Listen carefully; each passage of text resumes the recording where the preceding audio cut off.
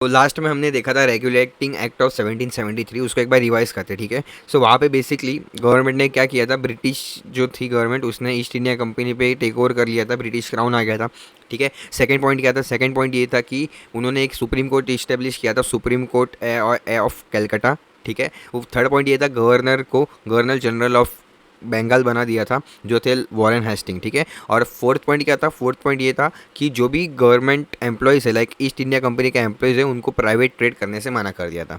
ये लास्ट चीज़ था। अब इसके अंदर अमेंडिंग एक्ट 1781 के अंदर 1773 के बाद जो एक्ट अमेंड हुआ आफ्टर 1773 इट्स 1781, ठीक है। वो क्या बोलता है, वो बोलता है कि रेस्ट्रिक्ट कर दिया उसने सुप्रीम कोर्ट को।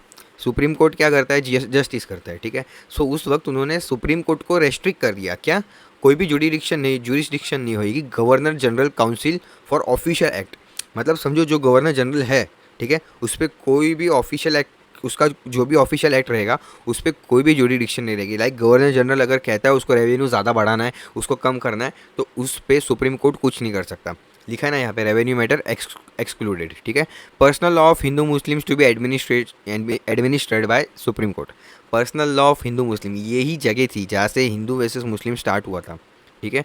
1781 के अंदर पहले से ही अलग कर दिया था, और ये एक बूंद भी है कि यहाँ से ही हिंदू और मुस्लिम का बहुत बड़ा कॉन्फ्लिक्ट स्टार्ट हुआ था।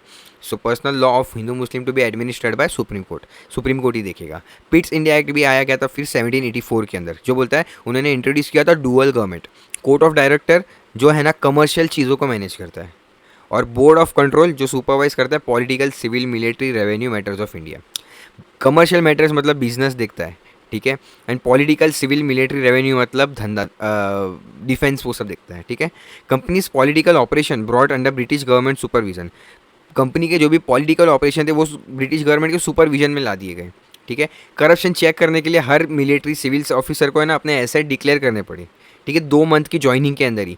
गवर्नर जनरल की जो काउंसिल थी उसको भी रिड्यूस टू 3, लास्ट हमने देखा था 4 मेंबर हो गया था, गवर्नर जनरल एंड 4 मेंबर्स, ठीक है। अभी उसको रिड्यूस करके गवर्नर जनरल और 3 हो गया, ठीक है, including commander in chief of the British crown army in India.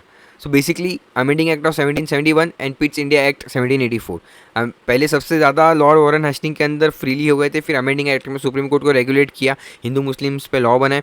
Pitt's India act के अंदर 2 गवर्नमेंट बनाई, court of director and board of control, उसमें सिविल ऑपरेशन सारी चीज़ें रेगुलेट की, ये चीज़ ही है, ठीक है। वीडियो को अच्छा लगा तो लाइक एंड शेयर कर देना, सब्सक्राइब कर देना, थैंक यू।